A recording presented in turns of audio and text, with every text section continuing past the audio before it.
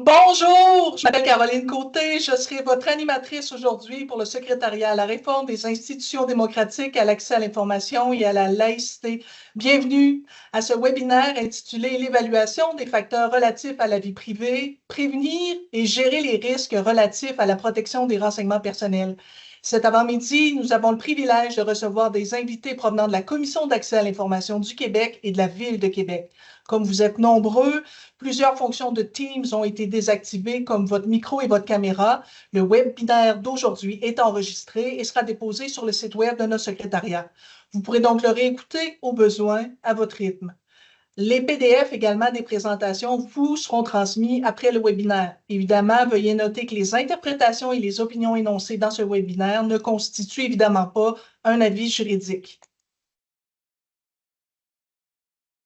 Le webinaire d'aujourd'hui vise à vous sensibiliser aux règles entourant la réalisation d'une évaluation des facteurs relatifs à la vie privée, à vous présenter des outils d'aide à la tâche développés pour vous accompagner dans cette analyse et à présenter les pratiques d'un organisme public en la matière. Au cours du webinaire, d'entrée de jeu, M. Xavier Saint-Gelais de la Commission d'accès à l'information vous présentera globalement qu'est-ce qu'une évaluation des facteurs relatifs à la vie privée, pourquoi la réaliser, à quel moment la réaliser, qui doit la réaliser et comment réaliser cette évaluation. Donc, M. Saint-Gelais vous présentera la démarche qui est proposée par la Commission d'accès à l'information pour réaliser cette évaluation-là et les orientations de son organisation en la matière. Enfin, nos invités de la Ville de Québec viendront vous présenter leur expérience, l'intégration des évaluations des facteurs relatifs à la vie privée dans leur organisation. Tout au long du webinaire, nos invités répondront aux questions d'ordre général que vous avez transmises à notre secrétariat au moment de votre inscription et qui étaient susceptibles d'intéresser une majorité de participants au cours de la rencontre d'aujourd'hui. C'est maintenant l'heure de vous présenter notre premier invité, M. Xavier Saint-Gelais. M. Saint-Gelais, bon matin. Bonjour Caroline. Merci beaucoup d'avoir accepté notre invitation. Donc, Monsieur Saint-Gelais, je vais vous le présenter pour les gens qui ne le connaîtraient pas. Il est conseiller en recherche, veille et promotion à la Commission d'accès à l'information depuis 2019. Il collabore également à la préparation de documents représentant les positions de la Commission et d'outils de sensibilisation destinés aux citoyennes et aux citoyens, ainsi qu'aux organisations publiques et privées. Monsieur Saint-Gelais a notamment participé à la rédaction de l'étude Avoir accès en temps utile, portrait des délais de traitement des demandes d'accès au Québec, et du rapport Mieux protéger les renseignements personnels des jeunes à l'ère numérique. Il a également coordonné l'élaboration des premières lignes directrices de la Commission sur les critères de validité du consentement. Monsieur Saint-Gelais, merci beaucoup d'avoir accepté notre invitation. La parole est à vous. Bien, merci beaucoup. Ça me fait plaisir en fait que le secrétariat nous ait invités à prendre part au webinaire d'aujourd'hui. Donc, merci pour l'occasion. L'occasion est belle justement de discuter d'évaluation des facteurs relatifs à la vie privée. Comme le vocable est long, vous me pardonnerez, je l'espère, l'acronyme EFVP au fil de la présentation, que je voudrais un peu plus théorique sur la démarche, comme on le disait d'entrée de jeu, de FVP. J'ai surtitré ça Dissiper le mystère, puisque au vu des questions qu'on a reçues au fil des derniers mois et aussi au fil des dernières années, les contours de cet objet que constitue le EVP restent à préciser et c'est un peu mon objectif aujourd'hui de vous outiller davantage par rapport à cette obligation importante de la loi. Alors, ma présentation va s'articuler en 4 temps. Je vais revenir d'abord sur l'historique, brièvement, là, sur l'historique de l'EFVP, puis sur les concepts pertinents, avant d'aborder le cadre légal en vigueur, plus particulièrement dans la loi sur l'accès. Ensuite, je vous présenterai la démarche proposée par la Commission d'accès à l'information et détaillée dans un outil qui est le guide d'accompagnement. Je vous présenterai également un autre outil qu'on a développé pour assister à la rédaction d'un rapport. Et je vais terminer sur quelques messages clés qui seraient importants à retenir pour vos propres EFVP. Donc, sans plus tarder, je vous invite à vous plonger avec moi dans l'historique de l'EFVP et dans les concepts. Donc, je vous ramène en arrière, hein, il y a plusieurs décennies, dans les années 70. C'est un peu dans cette décennie-là où, face à l'informatisation croissante dans le secteur public, dans le secteur privé, on commence à réfléchir de façon plus organisée à la protection des renseignements personnels. C'est à cette époque qu'on va codifier des principes qui sont encore aujourd'hui l'architecture de la plupart des lois sur la protection des renseignements personnels, comme au Québec, ce qu'on appelle les Fair Information Practice Principles ou les FIP. Donc, c'était proposé dans un rapport de 1973 aux États-Unis. Et ça a émergé un peu partout en même temps. Donc, c'est le début d'une gouvernance plus structurée des renseignements personnels dans les organisations et ça va être le précurseur un peu des réflexions de type EFVP pour les renseignements personnels. En parallèle à ça, dans la même décennie, dans les années 70, il y avait des exercices semblables qui commençaient à être menés. Les déclarations d'impact environnemental ont fait leur apparition dans ces années-là. Aux États-Unis, elles étaient obligatoires pour les grands projets qui pouvaient avoir des effets sur l'environnement. Et il s'agissait de rendre compte au terme de la planification du projet, donc de déclarer ce qui pouvait poser problème pour l'environnement. Ce n'était pas encore des évaluations d'impact environnemental, mais ça allait évoluer pour devenir ça, un processus qu'on connaît notamment au Québec avec le Bureau des audiences publiques en environnement, qui permet de se poser des questions avant de prendre la décision d'aller de l'avant ou non avec un projet par rapport à ses effets sur l'environnement. Et en parallèle, il y avait aussi un exercice qui s'appelait les évaluations technologiques qui prenaient de l'ampleur à cette époque-là. Et il s'agissait d'anticiper à moyen terme ou à long terme les effets notamment sociaux de l'implantation de diverses technologies dans des organisations. Donc, c'est là les précurseurs de l'exercice de FVP. Et c'est déjà dans les années 70 et 1980 qu'on commence à faire des premières déclarations d'impact sur la vie privée. On va rapidement passer, comme on l'a fait en environnement, des déclarations d'impact aux évaluations d'impact, donc des évolutions lexicales et conceptuelles par la suite dans les années 80-90. En anglais, on commence à voir se cristalliser le terme usuel actuel, donc Privacy Impact Assessment, comme dans un exemple de l'Ontario en haut en 94. Et en français, l'usage est encore fluctuant à l'époque. On appelle ça des évaluations des répercussions sur la vie privée, évaluation d'impact sur la vie privée. Donc, il y a encore un peu de flottement. Cela dit, le concept commence à prendre de la maturité. On a beaucoup d'années d'expérience avec les principes de protection des renseignements personnels, la gouvernance. Donc, on va formaliser le processus de FVP dans les années 90. Au Canada, ça se fera notamment par un guide du gouvernement ontarien, en fait des lignes directrices pour la réalisation de cet exercice-là. Et il y a aussi un brouillon de ce qui devait devenir plus tard la politique de VP du gouvernement fédéral qui circule à ce moment-là et qui permet à tout le monde de s'arrimer sur des grandes lignes directrices pour le FVP. C'est également à l'époque, les années 90, des premiers rapports officiels de FVP qui rendent compte d'une telle démarche, qui à l'époque, il faut le dire, sont soumis par les commissaires à la vie privée en général, et ils vont porter ces premiers rapports-là sur des grands projets d'intérêt à l'époque, des grands projets technologiques notamment, donc les cartes d'identité provinciales, comme l'exemple de la Colombie-Britannique de 1995 qu'on voit en haut, mais aussi des bases de données de santé ou la construction de systèmes routiers intelligents, c'est ce qui retenait l'attention à l'époque. Les premières obligations légales vont venir à peu près à la même époque, donc en Alberta dans la loi sur les renseignements de santé, en Colombie-Britannique dans l'équivalent de la loi sur l'accès ou aussi en Australie dans une loi sur l'appariement de données. Donc, c'est beaucoup dans les juridictions d'inspiration britannique qu'on va voir se développer le FVP et le Canada et le Québec n'y échappent pas. D'ailleurs, en 2002, c'est là qu'on va voir apparaître la première politique à l'échelle fédérale au Canada de FVP. Et c'est aussi, au meilleur de ma connaissance, l'acte de naissance du vocable évaluation des facteurs relatifs à la vie privée, qui sera donc une traduction de Privacy Impact Assessment. Cette politique existe toujours et s'applique toujours à l'échelle fédérale. Elle a été mise à jour au fil des ans. En 2002, dans son rapport quinquennal, un exercice de réflexion sur l'application de la loi que la Commission fait à chaque 5 ans, on recommandait de mener de telles évaluations pour les systèmes d'information. Donc, on parlait à ce moment-là d'analyse d'impact sur la protection des renseignements personnels. C'était donc déjà dans l'air du temps, il y a une vingtaine d'années, que de recommander un tel exercice. Ça s'est traduit par l'adoption, en fait, dans le règlement sur la diffusion dès 2008 par une première obligation réglementaire de réaliser des EVP. Ça existe donc depuis un certain temps pour les organismes publics. À l'article 7, à l'époque, on prévoyait la réalisation d'une évaluation des risques d'atteinte à la protection des renseignements personnels pour les projets de systèmes d'information ou de prestations électroniques de services. Vous allez voir qu'on va en reparler tantôt. Et si on va plus maintenant de nous, ça nous amène aux dernières modifications législatives que vous connaissez certainement, qui sont arrivées avec la loi 25. La loi 25 a introduit dans la loi sur l'accès plusieurs situations légales sur lesquelles on viendra plus tard qui exigent la réalisation d'une EVP. Mais il faut savoir que le processus est notamment exigé dans d'autres lois, comme la loi favorisant la transformation numérique de l'administration publique ou la LGGRI. Cela dit, je ne vais pas m'y concentrer pour l'instant. Mais donc, le EVP a fait récemment son entrée dans les obligations légales que prévoient les lois du Québec. Je m'excuse, j'ai reculé au lieu d'avancer. Donc, je vais aller à la définition de la notion d'évaluation des facteurs relatifs à la vie privée.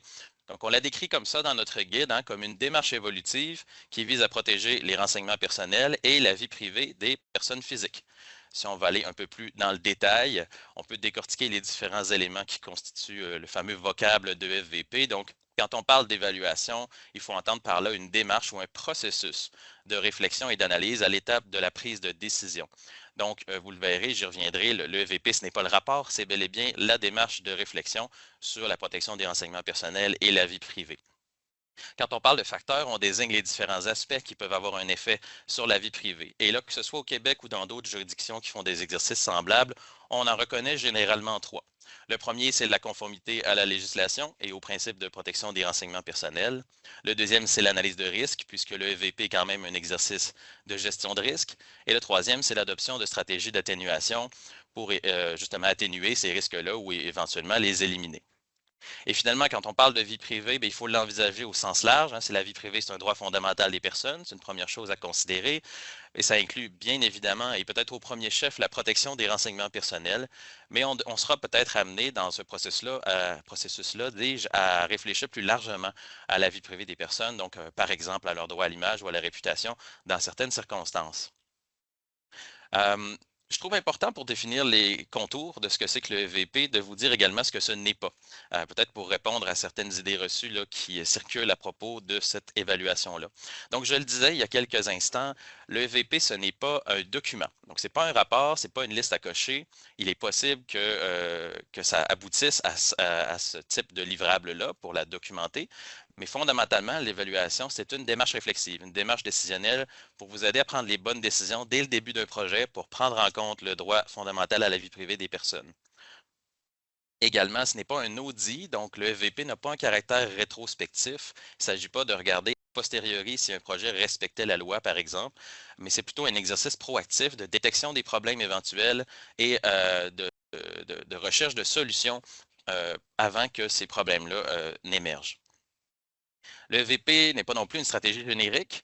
Pour ça, vous avez notamment vos règles de gouvernance que vous devez envisager comme étant des cadres pour l'ensemble de vos pratiques de protection des renseignements personnels au sein d'un organisme public. Mais le EVP, c'est un exercice de réflexion qui est spécifique à un projet particulier. Il y a donc une portée relativement circonscrite. Et bien que les deux exercices puissent se nourrir, il faut bien les distinguer. Également, on a eu beaucoup de questions sur l'interrelation entre le EVP et l'analyse de sécurité, notamment dans le cadre DIC, disponibilité, intégrité, confidentialité, qui est classique en sécurité de l'information. Alors, il faut savoir que le EVP va plus loin qu'une analyse de sécurité. C'est une analyse de vie privée et la sécurité de l'information est l'un des éléments importants pour assurer la protection des renseignements personnels et donc la protection de la vie privée des personnes, mais ce n'est pas le seul. Si vous faites une analyse de disponibilité, d'intégrité, de confidentialité, donc en sécurité de l'information, vous ne vous penchez pas sur la qualité du consentement des personnes, sur l'exactitude des renseignements, sur la légitimité même de procéder à la collecte, à la communication ou à l'utilisation des renseignements personnels. Donc, nécessairement, le FVP va devoir s'appuyer sur des analyses de sécurité de l'information, mais aller au-delà également. J'achève avec ce que ce n'est pas, je vous rassure. Donc, ce n'est pas non plus un exercice qui est centré sur les intérêts de votre organisme. Évidemment, par la bande, vous allez tenir compte des intérêts de votre organisme, par exemple, d'éviter les poursuites ou les atteintes à sa réputation. Mais l'exercice vise à protéger des personnes. Des renseignements personnels, oui, mais qui concernent des personnes. C'est donc leurs intérêts et leurs droits que vous devez avoir en tête quand vous menez l'exercice d'évaluation des facteurs relatifs à la vie privée. Et ce n'est pas non plus un exercice strictement juridique. Donc, ce n'est pas réservé aux juristes. Ça peut impliquer toutes sortes de gens à l'intérieur de votre organisme. Et d'ailleurs, la pluralité des points de vue va enrichir fortement l'évaluation. Parce que c'est un exercice qu'il faut envisager plus largement sous le spectre de l'éthique. C'est un peu comme les évaluations environnementales. On vise à respecter la loi, la vie privée des gens, mais aussi à se demander ce qui est juste et si le projet devrait exister, s'il est possible de le faire dans le respect de la vie privée des personnes. Donc, un exercice éthique plus largement qu'une liste de respect d'articles de loi, par exemple. Ici, je vous ai mis un autre schéma pour revenir sur cette notion du fait que le EVP concerne un projet.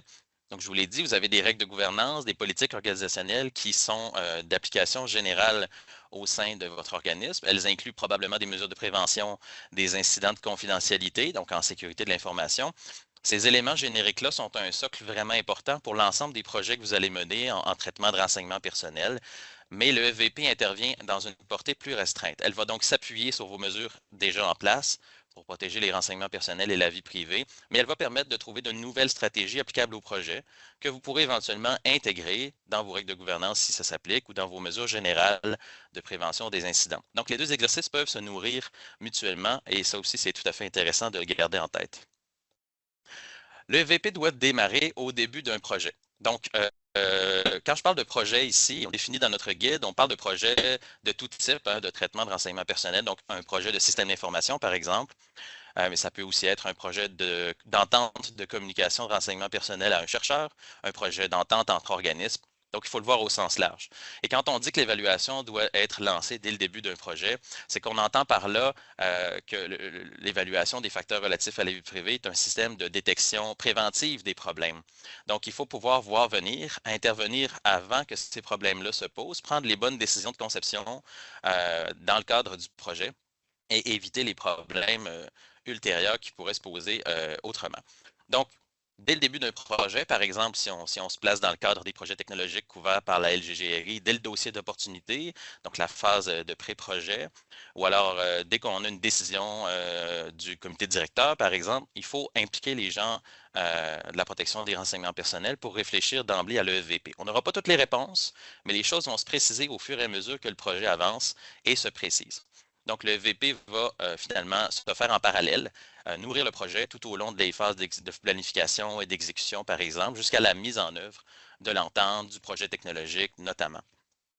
À ce moment-là, évidemment, il ne faudra pas oublier de faire évoluer l'évaluation dans le temps s'il y a des changements, par exemple, dans les objectifs du projet, dans ses modalités, aussi dans le contexte externe dans lequel il se réalise. Donc, le EVP, c'est aussi, je vous le disais, une démarche évolutive parce qu'elle peut être revue en fonction de ces changements-là pour mieux protéger en continu la protection des renseignements personnels. C'est ce qui fait en sorte que le EVP est un mécanisme important de protection dès la conception. Hein, c'est un principe important qui a été consacré par la loi 25. Alors, la question se pose, pourquoi réaliser une EVP? C'est sûr que c'est une démarche qui demande certains efforts, certaines ressources. D'abord, je vous l'ai dit d'entrée de jeu, c'est une obligation légale, donc c'est déjà une excellente raison de réaliser une EVP lorsqu'elle s'impose, évidemment, dans l'une des situations qu'on va voir un petit peu plus tard.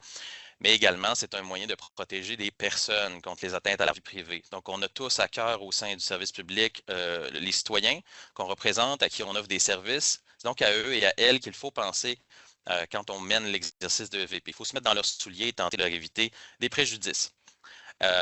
Et ensuite, bon, je ne le passerai pas sous silence, il y a quand même un effet secondaire positif de faire une EVP, c'est d'éviter les conséquences fâcheuses pour votre organisme. J'en parlais un petit peu plus tôt, les risques de poursuite s'il y a une non-conformité ou alors des coûts pour revoir certaines décisions de conception qui ont été prises peut-être à l'encontre des meilleures pratiques. Donc, faire le EVP le plus tôt possible dans le processus et la mener en tant que telle, ça va vous éviter ce type de conséquences fâcheuses. Je vais donc poursuivre avec un aperçu du cadre légal de la loi sur l'accès en ce qui concerne les EFVP. Il y a donc 5 situations qui ont été ajoutées par la loi 25 au sein même de la loi sur l'accès et qui déclenchent une obligation de mener un tel exercice d'évaluation. Premièrement, il y a la communication de renseignements personnels hors Québec. C'est prévu à l'article 70.1 de la loi. Le deuxième cas, c'est les systèmes d'information ou de prestations électroniques qui impliquent des renseignements personnels. C'était ce qui se retrouvait auparavant dans le règlement sur la diffusion d'applications plus restreintes que la loi. Donc, ces deux cas-là ont été ajoutés en 2023. Les 3 cas suivants sont semblables en ce sens que le VP va y accompagner un processus d'entente de communication de renseignements personnels. C'est un peu la contrepartie de protection qui va avec le fait de pouvoir faire des ententes de communication sans le consentement des personnes concernées. Donc, le troisième cas, c'est la communication de renseignements sans le consentement des fins de recherche, essentiellement, prévu à l'article 67.2.1 de la loi et qui remplace, pour celles et ceux qui s'en souviennent, l'ancien processus d'autorisation de recherche. Mais passons là-dessus. Ça, c'est entré en vigueur, je le précise, en 2022, hein, donc un an avant les autres obligations. Le quatrième cas, c'est la collecte de renseignements personnels par un organisme public pour le compte d'un autre, en vertu de l'article 64 de la loi. Et le cinquième cas, ce sont les autres communications de renseignements personnels encadrées par des ententes et prévues à l'article 68 de la loi. On va plonger un peu plus dans le détail sur chacun de ces cas-là. Je commence par la communication hors Québec, qui suscite à juste titre beaucoup de questions. Donc, lorsqu'un organisme communique des renseignements personnels à l'extérieur du Québec ou confie à un organisme la tâche de traiter ces renseignements-là, notamment, on peut penser par exemple à l'info nuagique, eh bien, il faut réaliser une EVP. Et cette EVP-là devra considérer notamment le régime juridique applicable dans l'État de destination. C'est donc dire qu'il faudra faire en partie une sorte de droit comparé. Il faudra se poser des questions sur les lois applicables dans l'État de destination. Et quand on parle d'État, même si ce n'est pas défini dans la loi, on peut penser qu'on parle de la juridiction concernée. Donc, si on transfère des renseignements personnels en Ontario, il faut se poser des questions sur les lois ontariennes en plus d'évaluer les lois fédérales si elles sont pertinentes. Donc, c'est sûr que ce n'est pas une mince affaire. Mais le critère qu'il faudra démontrer avec cette EVP-là, c'est que les renseignements personnels vont bénéficier d'une protection adéquate au regard des principes de protection des renseignements personnels généralement reconnus. Alors là encore, la loi est avare de définition, mais une protection adéquate, on peut se permettre de penser que c'est un ensemble de garanties juridiques compte tenu de la législation en place dans l'État de destination, mais aussi de garanties contractuelles qui sont fixées dans votre entente avec le destinataire, qui permettent d'assurer une protection qui est adéquate compte tenu notamment des finalités et de la sensibilité des renseignements en cause.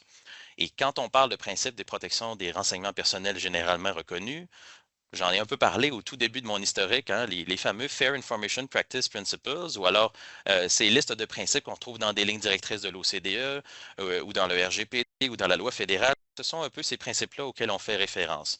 Donc, dans notre guide, on vous en met une liste de 11. La liste peut varier. Là. En général, c'est entre 8 et 12 selon le découpage exact que l'on fait. Mais ce sont les principes comme la responsabilité, la détermination des fins de la collecte, la limitation de cette collecte, la protection dès la conception et par défaut, ou l'exactitude, la transparence, la sécurité, bien sûr. Donc, on peut réfléchir autour de ces principes-là pour évaluer la protection adéquate. Le deuxième cas légal de la loi sur l'accès, c'est les systèmes d'information ou de prestations électroniques de services. C'est prévu à l'article 63.5. Là encore, pas de définition pour ces termes-là, mais si on se refie un peu à ce que l'OQLF mentionne, et qui est d'ailleurs un peu mis de l'avant par le secrétariat lui-même depuis 2008, depuis l'entrée en vigueur du règlement sur la diffusion, bien, un système d'information, ce serait un ensemble structuré de ressources matérielles, logicielles et humaines qui permettent de traiter des renseignements personnels, de les diffuser, de les stocker, par exemple. Donc, on peut penser à des systèmes technologiques, mais pas seulement. Et pour la prestation électronique de services, c'est un peu plus transparent comme nom. Donc, par exemple, des applications qui permettent de rendre des services numériques aux citoyens en sont de bons exemples. Alors, dans ce cas légal-là, vous devez consulter, au moment de faire le EVP, votre comité sur l'accès à l'information et la protection des renseignements personnels. C'est la seule fois où la loi le précise, mais ce serait probablement une bonne idée dans la plupart des cas légaux qui seront mentionnés là, dans la présentation. Donc, cette obligation-là s'applique peu importe que le système d'information soit acquis, qu'il soit refondu ou qu'il soit développé. Donc, je vais revenir sur ces notions-là. Donc, si vous avez un projet d'acquisition de système d'information, ça peut être lorsque vous entrez en possession de ce système-là. Donc, vous achetez des caméras de surveillance, par exemple, vous acquérez une infrastructure pour conserver les renseignements personnels, vous vous abonnez à un logiciel de gestion des ressources humaines. Ce sont des cas où vous acquérez un système d'information. Pour ce qui est du terme développement, là encore, pas de définition légale, mais on peut penser que c'est les séquences d'opérations qui visent à créer un nouveau système d'information ou de prestations électroniques de services. Donc, par exemple, à l'interne, si vous concevez un logiciel maison ou un dossier électronique de citoyen sous la forme d'une application, ben, c'est un exemple. Si vous confiez ça à l'externe, en donnant un contrat, par exemple, à un prestataire pour développer un système d'intelligence artificielle pour détecter la fraude, c'est aussi une démarche de développement de système d'information. Le terme est neutre un peu par rapport à qui a la responsabilité de le développer. Mais la responsabilité légale, dis-je, de l'EVP revient à l'organisme.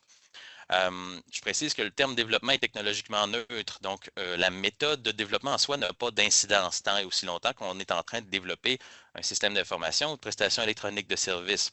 Donc, ça peut être avec des chiffriers extrêmement complexes et des ensembles de formules, donc un enchevêtrement d'outils de conception à haut niveau, mais ça peut aussi être du codage plus classique, évidemment.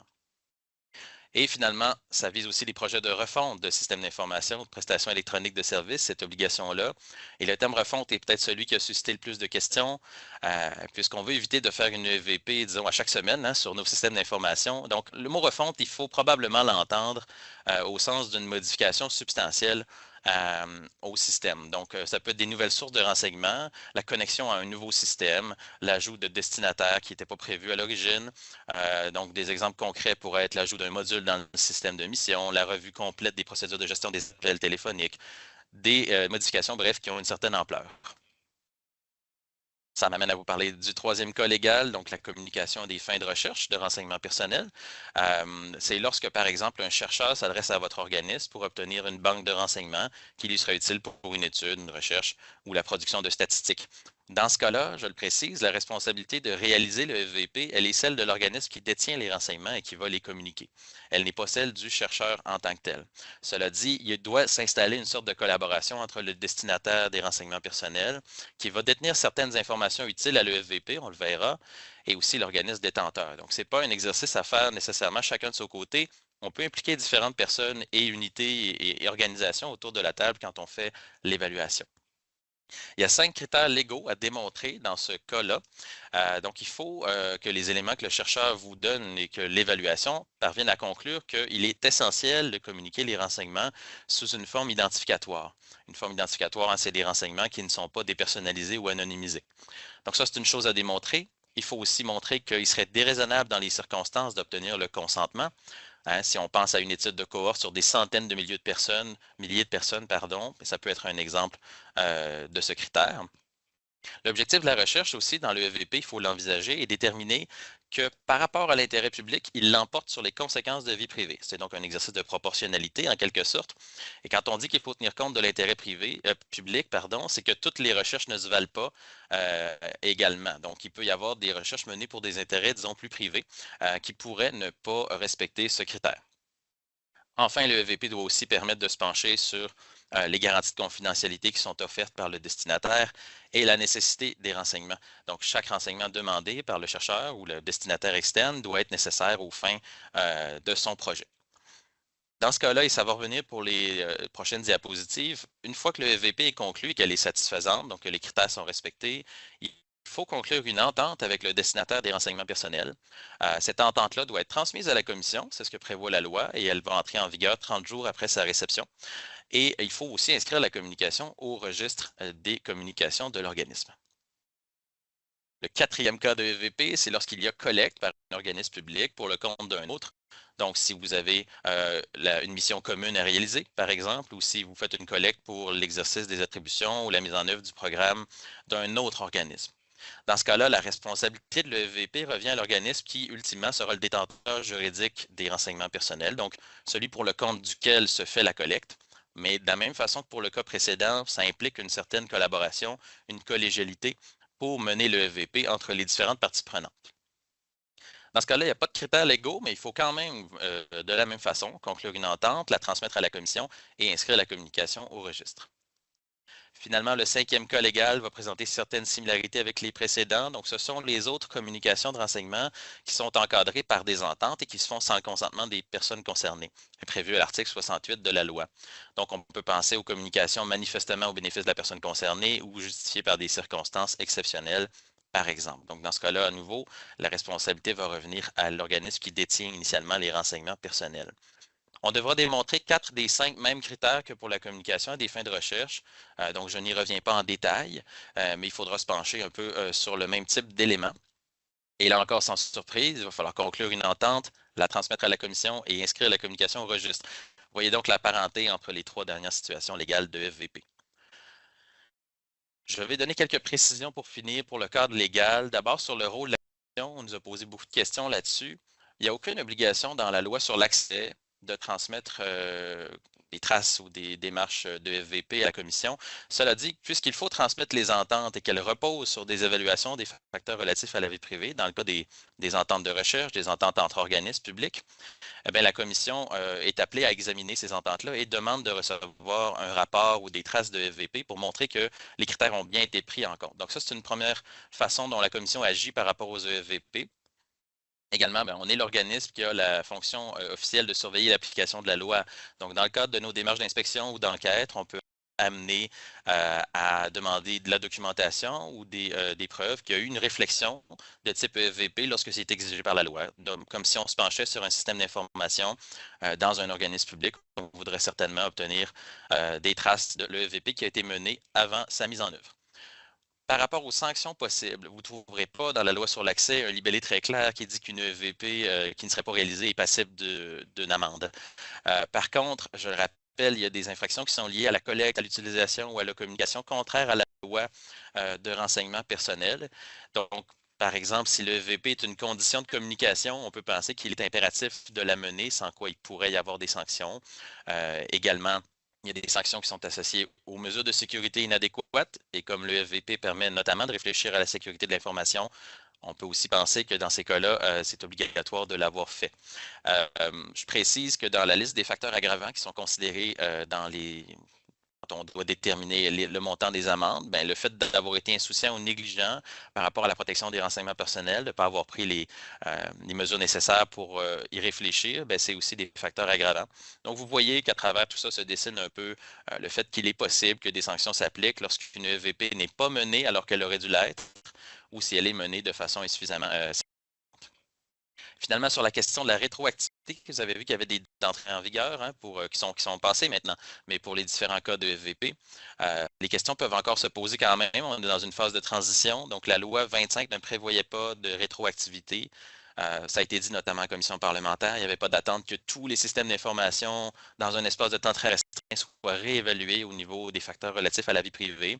Mais pour prendre cet exemple-là, au moment où ils vont faire l'objet d'une refonte, là, on va entamer une EVP. Et pour ce qui est des communications hors Québec, je ne l'ai pas précisé, mais si les communications hors Québec se poursuivaient à compter de la date d'entrée en vigueur du 22 septembre 2023, il faut qu'une EVP encadre les communications, même si elles étaient commencées avant cette date d'entrée en vigueur-là. Donc pour le reste, vous devrez peut-être vous référer à vos conseillers juridiques à l'interne, mais ça donne un peu les lignes générales pour cette notion de rétroactivité. On en arrive à la démarche que présente la Commission pour réaliser une EVP et aux outils qu'elle met de l'avant pour la réaliser. Je vais faire une précision ici. Je vous ai présenté les 5 cadres, les 5 situations légales de EVP dans la loi qui ont chacune leur particularité. Donc, chacune devra parvenir à certaines conclusions selon le cas. Mais la démarche fondamentale de ce que c'est qu'une EVP, c'est un socle commun. Donc ça, c'est des particularités qu'on vient de voir, mais le socle commun, c'est celui qui est présenté dans notre outil principal, qui est un guide d'accompagnement. Donc c'est un outil de référence de la Commission qui est disponible depuis 2020, mais qui a été mis à jour récemment, là, en avril dernier. Il concerne, je vous le précise, à la fois le secteur public et privé, puisqu'il y a des obligations de EVP également au secteur privé. Mais vous y trouverez les précisions là, sur la démarche commune, de même que sur les différents critères qui doivent être respectés dans les 5 situations que je viens de mentionner. C'est un document qui peut être intimidant, il fait une 60aine de pages. Cela dit, gardez en tête que l'idée de ce document, c'est d'y retourner aux besoins selon l'étape où on en est rendu dans l'évaluation. Et c'est aussi de répondre un peu aux besoins les plus larges possibles, tant des grands organismes que des petits organismes.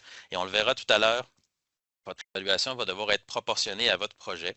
Donc, ne perdez pas espoir. C'est un guide de référence, évidemment, mais il contient tout ce qui est nécessaire pour avoir une bonne idée de la base pour ce qui est de la démarche. Donc, ce guide s'appuie sur une démarche en 6 étapes. Je vais y revenir dans le détail, donc je ne les nomme pas toutes, mais ça part évidemment de la détermination du fait qu'une EVP est requise jusqu'au fait de la maintenir à jour dans le temps, qui est une étape essentielle puisque le EVP est une démarche évolutive. Donc, on va les regarder. Je vais faire un peu le fil. Je vais suivre le fil du guide avec vous. La première étape va être de déterminer si une EVP s'impose dans votre situation particulière. Si vous vous posez la question, on recommande d'y aller par un processus décisionnel assez simple. La question maîtresse, c'est de savoir si le projet qui vous intéresse implique des renseignements personnels. Alors, s'il n'y en a aucun, il y a de fortes chances qu'une EVP ne soit pas requise, là, à moins qu'il y ait des risques pour la vie privée d'autres natures. Cela dit, s'il y a des renseignements personnels, vous devriez vous demander si une EVP a déjà été réalisée. C'est possible que dans la durée, vous finissiez par exemple par refondre un système d'information pour lequel vous avez déjà fait une EVP à l'étape de son développement. Donc, si vous avez déjà une EVP sur laquelle vous appuyez, bonne nouvelle, vous pouvez la mettre à jour, faire les parties de l'analyse qui sont pertinentes, mais vous n'avez pas commencé de zéro. Par contre, s'il y a des renseignements personnels impliqués et qu'une EVP n'a jamais été réalisée, bien là, si vous êtes dans l'une des 5 situations légales que j'ai présentées précédemment, vous devez réaliser une EVP. Par contre, si vous avez un doute, n'oubliez pas l'esprit un peu de la chose. Donc, si vous n'êtes pas certain qu'une EVP, par exemple, s'impose, c'est-à-dire si vous n'êtes pas certain que vous êtes en train de faire une refonte d'un système d'information, par exemple, gardez en tête que c'est un processus de réflexion structurée, il y a des choses que vous devriez envisager de toute façon. Donc, vous devriez quand même respecter la loi pour votre projet, vous devriez quand même minimiser les risques liés à la vie privée. Donc, en cas de doute, ça peut être bon de se dire c'est une bonne pratique de toute façon, on ne perd pas grand-chose à faire le EVP, toujours dans la proportionnalité du projet. Voilà un peu pour la première étape. Lorsqu'on décide que le projet doit faire l'objet d'une EVP, ben là, ça va être important de définir justement ce dont il s'agit pour le projet et de tracer le contour de l'EVP, donc d'en déterminer l'objet. Alors, évidemment, hein, quand on démarre un projet, ça va être important d'en comprendre le contexte, pourquoi ce projet-là émerge, donc pourquoi on développe, par exemple, une application de service aux citoyens, quel est le contexte, quel est le besoin, quelles sont les grandes lignes du projet, quel est l'échéancier, puisque cet échéancier-là va aussi déterminer celui dans lequel devra être réalisé le EVP. Il y a donc un arrimage à prévoir dès le départ. Et une question importante sera celle des objectifs du projet. Ça me permet de vous parler de nécessité et de proportionnalité, ces fameux critères hein, qui sous-tendent la collecte, mais aussi la communication et l'utilisation de renseignements personnels dans les organismes publics, dans la majorité des cas. Donc, le EVP, c'est un excellent moyen de réfléchir à ces questions-là de nécessité et de proportionnalité. Donc, sans revenir en détail là-dessus, je vous rappelle que tout projet de collecte, d'utilisation ou de communication, de renseignement doit avoir des objectifs légitimes, importants et réels. Et pour ce qui est de la proportionnalité, bien, il doit être démontré qu'il y a un lien rationnel entre le projet et ses objectifs, que l'atteinte à la vie privée est minimisée et, point important, que les avantages du projet dépasse nettement les préjudices pour les personnes concernées. Donc, sur ce point-là, vous avez peut-être pu l'anticiper, votre évaluation des facteurs relatifs à la vie privée et la mise en place de stratégies pourra vous permettre d'avoir une incidence là, sur les préjudices potentiels pour les personnes et potentiellement d'affecter donc cette évaluation de proportionnalité. Donc, c'est important d'envisager la nécessité et la proportionnalité dès le début de votre démarche, mais vous allez voir qu'à la fin de la démarche, on va également y revenir. Ensuite, une fois que vous avez une idée de votre projet, vous devrez déterminer l'objet de l'évaluation. Alors, à quel point vous allez ratisser large ou étroit? C'est pour ça que je vous ai mis un faisceau de lampes de poche qui varie en ampleur. Donc, si vous avez, disons, un projet d'assistant virtuel en ligne, c'est un peu dans l'air du temps, il n'est peut-être pas nécessaire de revoir l'ensemble du stockage de renseignements personnels dans votre organisme, l'info nuagique au complet, les procédures d'identification des personnes, les ententes de confidentialité avec vos employés. Tous ces éléments-là qui sont peut-être plus génériques que proprement pertinents pour le projet. Donc ça serait une portée trop large. Votre EVP probablement prendrait un temps déraisonnable. Par contre, il ne faut pas non plus avoir une portée trop étroite et ignorer d'autres éléments qui peuvent être pertinents au projet. L'important donc, et je ne peux pas le faire pour vous, bien sûr, il faut le faire dans chaque projet, mais c'est de viser juste, de viser des éléments déjà en place qui devront être réévalués dans le cadre du projet et aussi les éléments nouveaux qui sont introduits par le projet. Donc, déterminer finalement le carré de sable de l'EVP, c'est vraiment crucial pour son succès. Également, la question des rôles et responsabilités va se poser à cette étape-là. Donc, qui va faire le EVP? C'est une question qui peut être complexe. On peut penser qu'en général, le EVP va devoir impliquer au moins deux personnes ou unités, à savoir l'unité ou la personne qui est chargée du projet, par exemple l'équipe de technologie de l'information, hein, dans le cas d'un système d'information, et le responsable de la protection des renseignements personnels ou son équipe, puisqu'il y a quand même une expertise particulière qui est liée à la protection des renseignements personnels et qui demande l'intervention de cette équipe-là. Donc, il faudra déterminer un peu à quelle étape chacun intervient et ça vous appartient de le faire atterrir un peu dans vos pratiques. Mais il sera peut-être nécessaire aussi d'avoir autour de la table, à une étape ou à l'autre, peut-être pas à toutes les étapes du projet, d'autres unités ou d'autres personnes, comme le comité d'accès à l'information et de protection des renseignements personnels. Je vous rappelle que c'est obligatoire pour les systèmes d'information, mais aussi les spécialistes en affaires juridiques, en technologie de l'information, en gestion documentaire, en ressources humaines. Là, c'est un peu selon le cas, selon le projet. À l'externe également, si c'est un projet de communication, par exemple, il faudra penser à impliquer, notamment dans l'analyse de risques en sécurité de l'information, le sous-traitant ou les destinataires, le demandeur, par exemple, un chercheur qui demande accès à des renseignements, ou éventuellement, peut-être pour des projets populationnels, et comme on le fait en environnement avec certains bureaux d'audience publique, d'impliquer des groupes de personnes concernées. Donc, si on a un projet à très grande échelle, ça pourrait être intéressant d'entendre des collectifs de citoyens pour bien connaître leur point de vue ou les enjeux qu'ils voient dans le projet, ou aussi peut-être des employés à l'intérieur de votre organisation, selon, là, encore là, la visée du projet. Pour ce qui est de la question de l'approbation de l'EVP, des conclusions de cet exercice-là, qui est un peu de nature décisionnelle, on recommande que ce soit la plus haute autorité, ou du moins la haute direction, qui joue un rôle clé dans cette approbation-là. Parce que l'EVP, c'est un exercice de gestion de risque. En général, la gestion des risques, on veut quand même que ce soit approuvé par la haute direction. Et je vous rappelle que dans la loi sur l'accès, la plus haute autorité, même si elle délègue son rôle de protection de responsable des renseignements personnels, joue toujours un rôle général d'assurer de veiller à la mise en place des mesures pour respecter la loi. Donc, elle a un rôle clé en ce sens-là pour établir une culture de la protection des renseignements personnels au sein de l'organisme. Vous pourrez aussi, pour éviter les questions de ce genre-là, prévoir un processus de EVP à même vos règles de gouvernance qui pourrait ensuite être plus aisément compris par toutes les parties prenantes. Et ça pourrait inclure notamment des précisions sur la question de l'approbation et de l'ordre dans lequel les commentaires doivent être faits sur les conclusions de l'évaluation. Ça nous amène à l'étape 3, qui est de préparer le terrain pour le EVP. C'est une étape importante qu'on pourrait qualifier de pré-analyse, qui va vous mener à avoir une meilleure idée de ce que vous cherchez à protéger, finalement, au-delà des personnes, quels sont les renseignements visés notamment. Il y a une précision intéressante à la loi, à l'article 63.5, mais elle s'applique à toutes les EVP prévues dans la loi. C'est qu'une EVP doit être proportionnée à la sensibilité des renseignements concernés, à la finalité de leur utilisation, à leur quantité, à leur répartition et à leur support. Vous reconnaîtrez peut-être dans ces 5 termes-là des termes qui figurent déjà dans l'obligation d'assurer des mesures raisonnables de sécurité pour les renseignements personnels. Donc, c'est un peu le même esprit.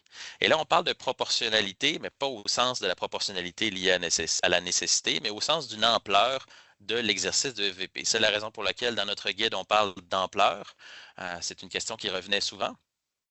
Donc, quand on parle de l'ampleur de l'EVP, c'est que vous n'allez pas investir les mêmes efforts selon la sensibilité de vos renseignements, combien il y en a, ils sont répartis où. Vous voyez que l'EVP, c'est une obligation binaire, soit vous ne la faites pas, soit vous la faites, mais vous allez quand même avoir un peu de latitude dans les efforts investis. J'y reviendrai dans quelques instants, mais pour évaluer ces 5 critères-là de sensibilité, etc., il peut être bon de faire, en fait, il serait même essentiel de faire l'inventaire des renseignements personnels. Qu'est-ce qui est impliqué dans votre projet? C'est absolument important de le savoir, et d'en tracer le parcours. C'est des exercices qui peuvent être compliqués, mais je vous en donne un aperçu ici. Donc, quand on parle de faire l'inventaire des renseignements personnels, il faut réfléchir payés, bien sûr, mais aussi à ceux que vous créez ou que vous inférez. À l'ère de l'intelligence artificielle, c'est important de le préciser. Et donc, quand on parle de réfléchir à la sensibilité, ça peut être de se demander quels renseignements ou quels regroupements de renseignements sont concernés. Est-ce que ce sont des renseignements scolaires, judiciaires, d'identité? Donc, ça, faut l'avoir déjà en tête. Qui va être concerné? Des citoyens, des employés? Si ce sont des citoyens, est-ce que ce sont des personnes mineures? Un facteur qui aurait un impact important sur la sensibilité, par exemple. Pour ce qui est de la finalité, il faut revenir aux finalités du projet. Il faut se demander aussi qui aura besoin d'accéder aux renseignements personnels à l'interne, mais surtout pour quelles raisons.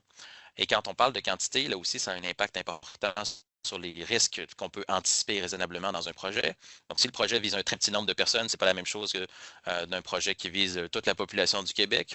Ensuite, le volume de renseignements pour chaque personne va avoir une incidence. Donc, combien de renseignements on a pour chaque personne? Est-ce que le projet a une longue durée ou au contraire se terminera dans 3 semaines? Donc, ça, c'est une chose un peu à considérer aussi.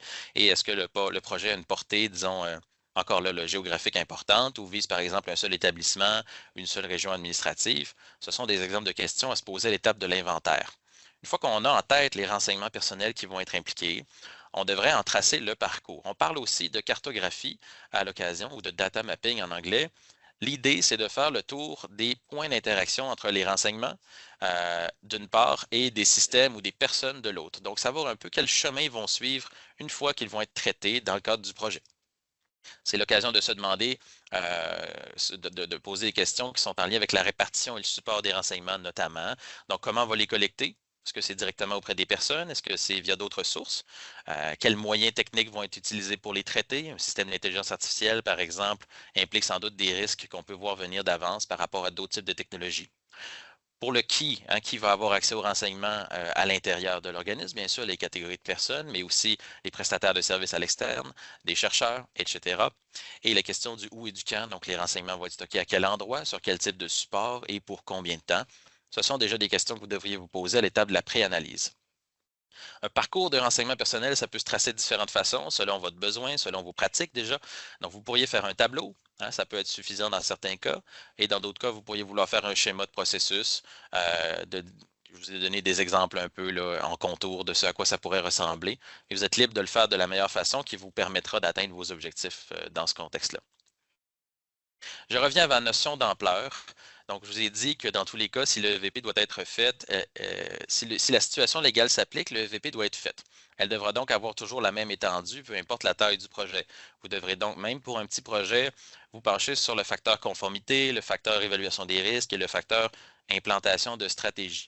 Cependant, la profondeur de l'analyse va varier et donc le nombre de gens impliqués, les ressources financières à investir, le temps que ça va prendre, la documentation élaborée et aussi le nombre de stratégies ou leur diversité à mettre en place. Par contre, si le projet est plus grand, on peut penser à des projets très, très importants de plateformes numériques, par exemple, dans des grands organismes, mais on s'attend à une analyse beaucoup plus approfondie de chacun des facteurs.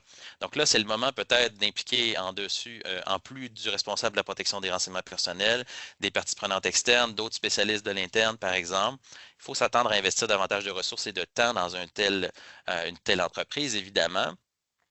Il faudra aussi avoir des documents plus étoffés pour en rendre compte et élaborer des stratégies plus complexes. Mais en tous les cas, vous devez adapter la démarche à votre contexte.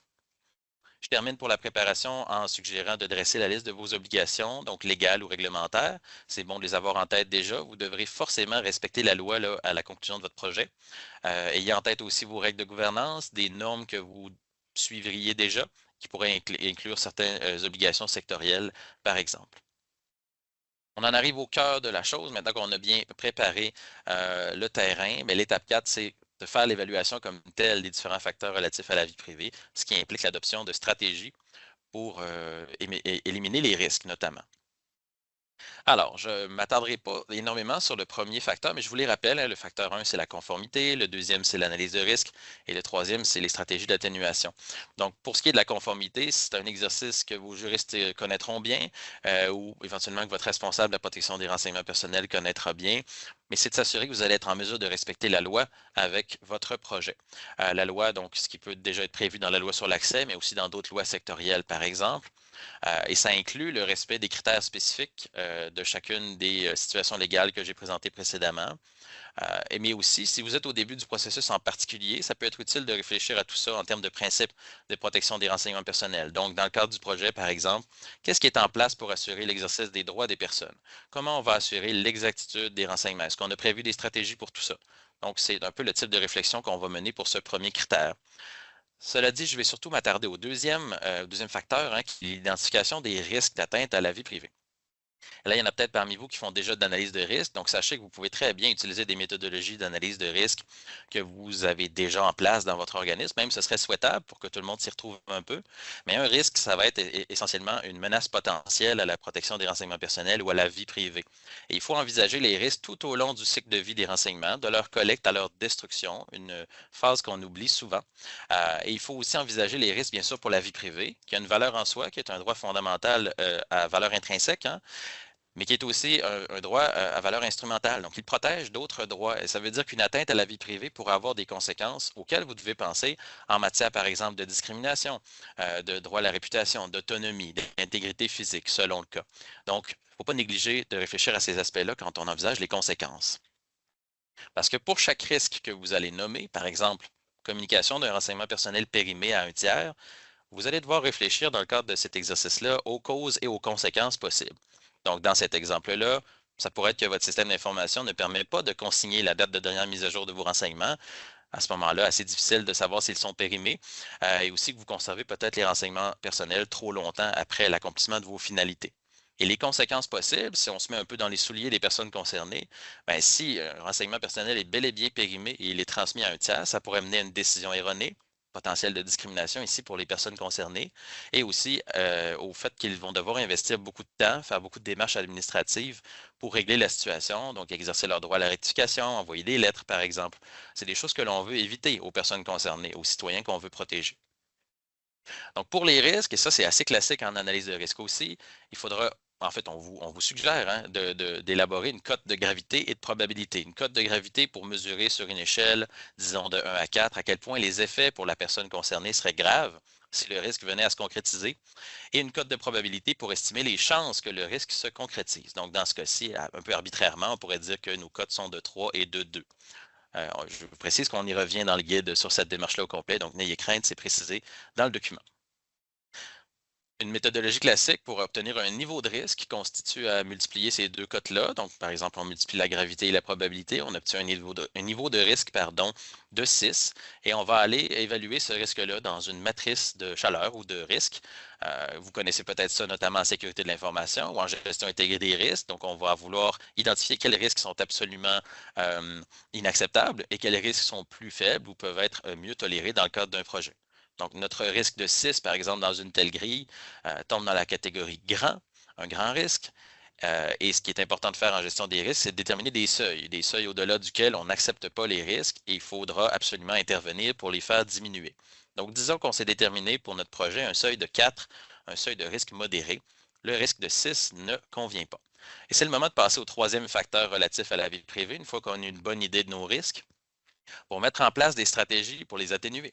Alors, vous en avez déjà en place. Je vous ai parlé de vos règles de gouvernance, de vos mesures de protection des renseignements personnels contre les incidents de confidentialité. Vous avez donc déjà des stratégies existantes. Pensez-y, elles ont peut-être déjà un effet suffisant pour amoindrir le risque. Mais évaluez aussi les autres options, les nouvelles options pour éviter ou réduire les risques dans le cadre du projet. Et faites-le de manière large. Donc, ce n'est pas juste en sécurité de l'information qu'on peut agir, mais si les risques se posent, par exemple, pour la transparence, on peut penser à faire une campagne d'information auprès des personnes concernées. Ça peut être une mesure à adopter. On peut penser aussi à revoir nos contrats ou nos mécanismes de consentement, selon, encore une fois, le risque qui aura été nommé à l'étape précédente. De là, en considérant vos stratégies existantes, vous devrez choisir de nouvelles stratégies et réévaluer le niveau de risque. Donc, je vous donne un exemple, toujours avec le même risque de tout à l'heure, la communication d'un renseignement personnel périmé. Vos stratégies existantes, ça peut être un programme de formation du personnel, un calendrier de conservation, une procédure pour aviser les tiers en cas d'inexactitude, mais vous pourriez juger qu'il serait quand même pertinent d'ajouter à votre système un champ pour permettre de consigner la date de dernière mise à jour du renseignement et également d'implanter, en fait, de réexaminer le processus de validation des renseignements par le personnel. Donc, vous vous dites, en considérant ces stratégies existantes-là et les stratégies à ajouter, je vais réévaluer le risque. Alors, c'est l'occasion de revoir nos cotes finalement. Si on avait à l'occasion de la première évaluation un 3, un 2 pour un niveau de risque de 6, en appliquant les stratégies et en tenant compte de leur effet, on pourrait considérer qu'on a abaissé la gravité potentielle et la probabilité et que le seuil de risque est désormais respecté avec un risque qui a décru en importance finalement. Donc, c'est un peu la mécanique à adopter pour le cœur de l'évaluation des facteurs relatifs à la vie privée. Ça nous amène vers la fin du processus. N'ayez crainte, je termine sous peu. Donc, je vous ai parlé de nécessité de proportionnalité au début. C'est le moment, après avoir envisagé les stratégies à implanter et les risques qui se posent, de revenir, de réfléchir à nouveau à deux éléments de la proportionnalité, donc notamment le fait que l'atteinte à la vie privée est bel et bien minimisée, mais aussi à l'exercice d'équilibrage. Est-ce que l'avantage du projet, les avantages de votre projet dépassent nettement les préjudices pour les personnes concernées? Si les préjudices sont trop importants, par exemple, les stratégies en place ne sont pas suffisantes pour les faire diminuer, mais il y a de fortes chances que vous ne puissiez pas conclure que votre projet est proportionnel et donc qu'il ne soit pas légal finalement. En revanche, si votre exercice de EVP est bien fait et que vous avez mis en place un nombre suffisant de stratégies pour diminuer les préjudices potentiels, bien à ce moment-là, vos avantages vont prendre plus d'importance et vous pourrez conclure que ce critère de proportionnalité-là est satisfait. C'est la raison pour laquelle c'est un exercice décisionnel finalement, le EVP. Ça vous permet de poser une conclusion à la fin.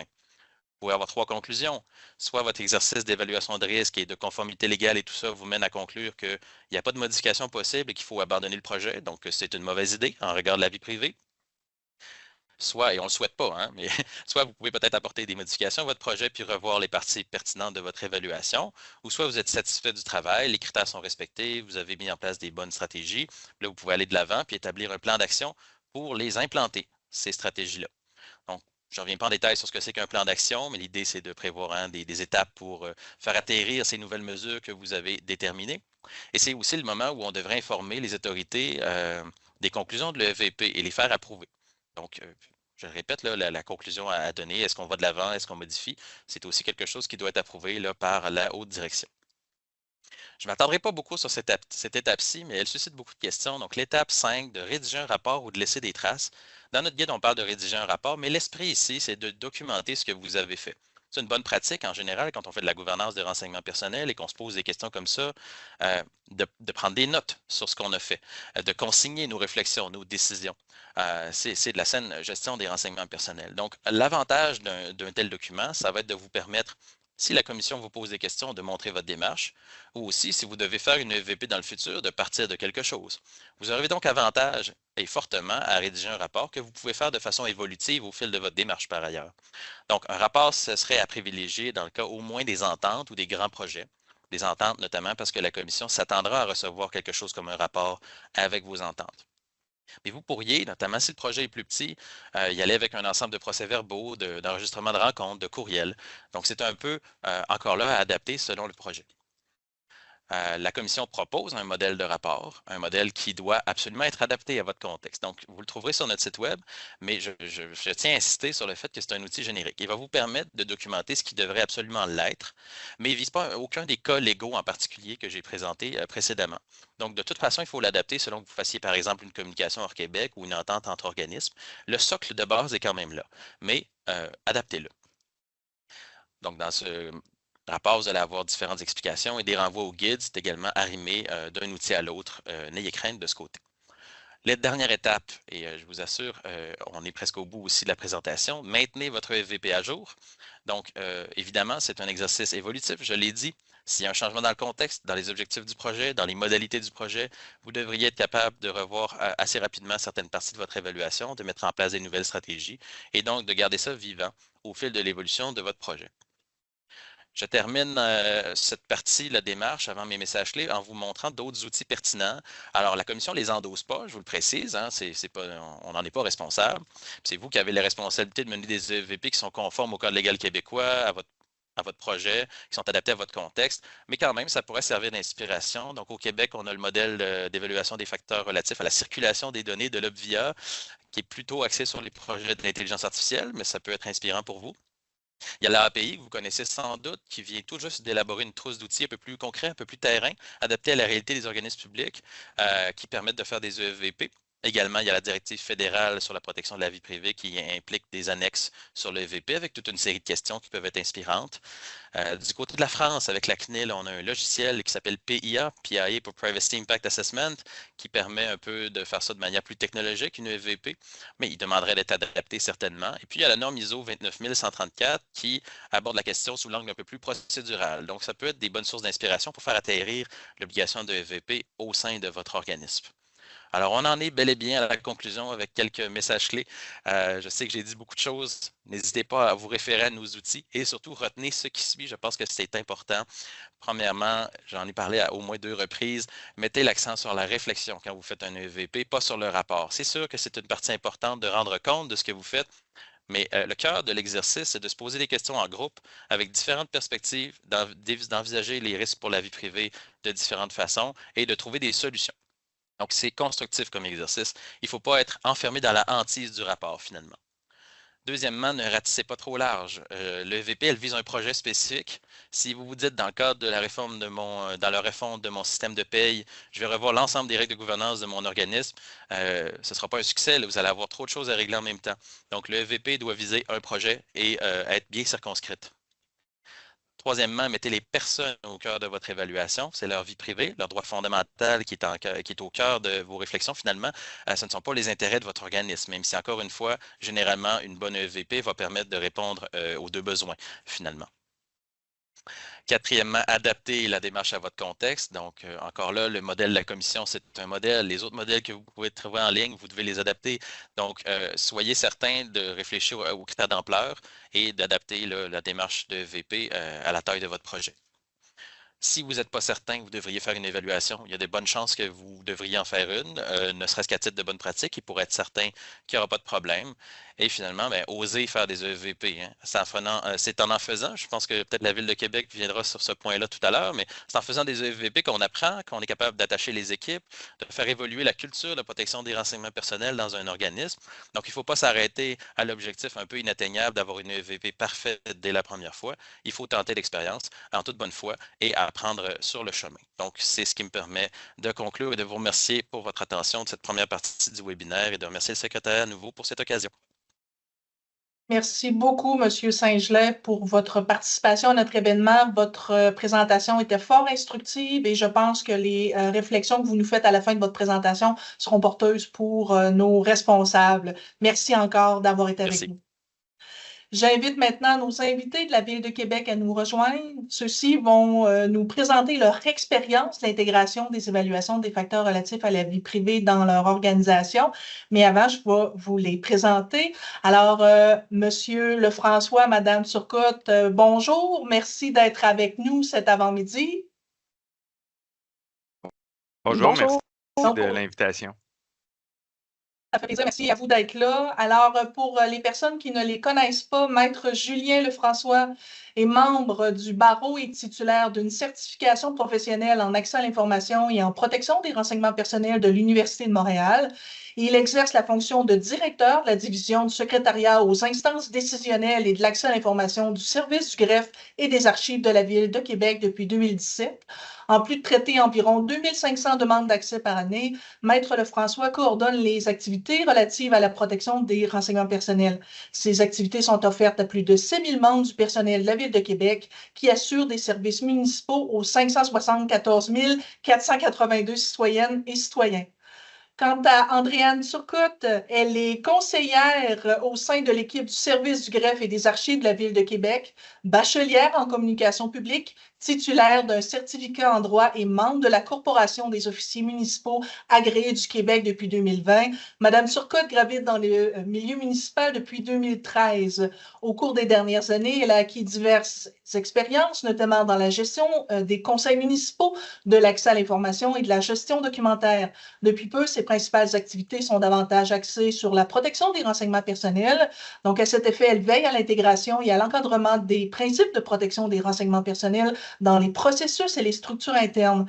Madame Turcotte offre également de la formation continue, sensibilise et soutient le personnel de la Ville afin de mettre en œuvre les meilleures pratiques dans le domaine. Alors, Madame Turcotte, Monsieur Lefrançois, la parole est à vous.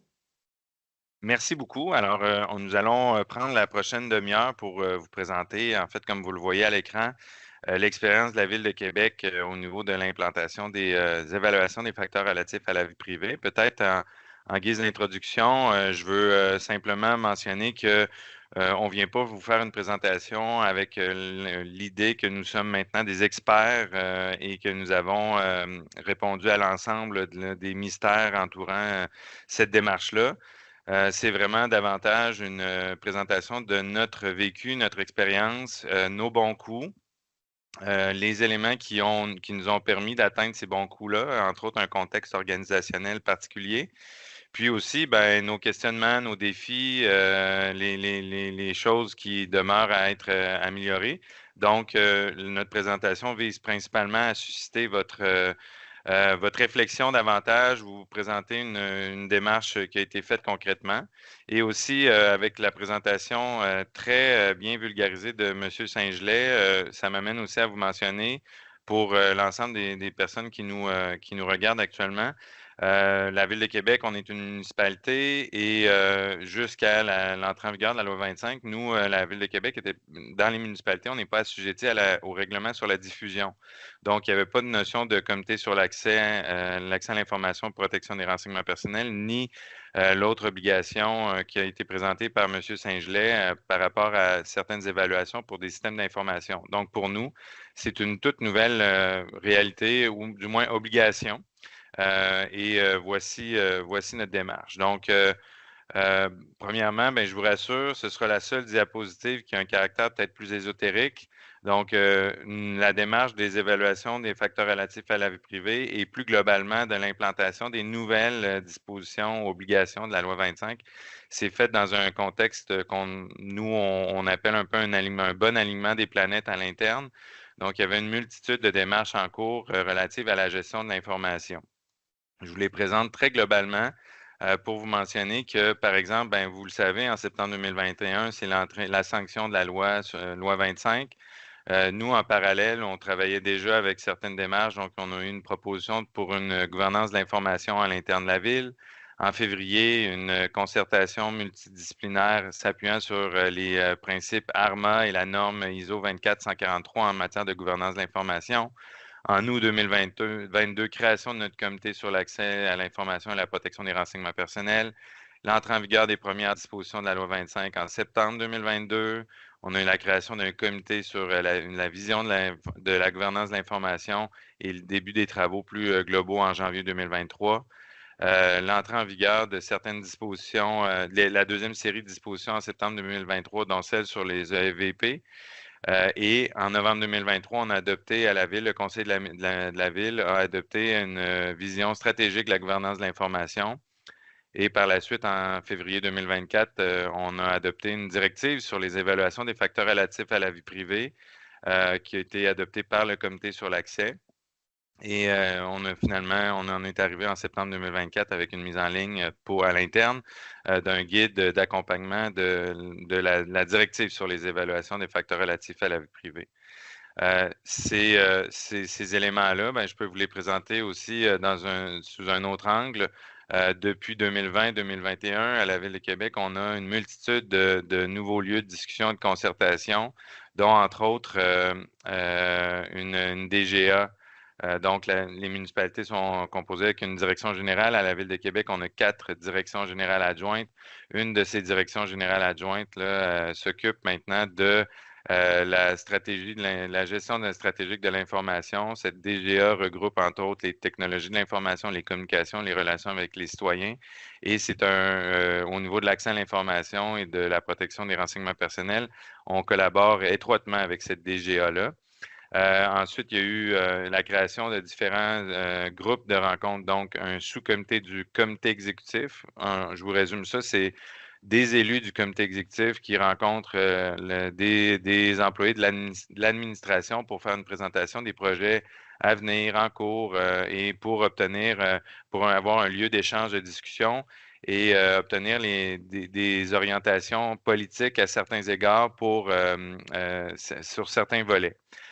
Il y a aussi la création d'un comité qu'on appelle le comité d'orientation de l'information, qui est peut-être un proche parent du comité sur l'accès à l'information et la protection des renseignements personnels, mais qui est un lieu décisionnel, administratif, visant à évaluer les différents projets, se concerter sur les différents projets et évaluer les différents impacts qui touchent la sécurité de l'information, la disponibilité, la qualité des données, etc. Donc, un nouveau groupe très intéressant qui peut prendre aussi des orientations administratives pour la suite des activités.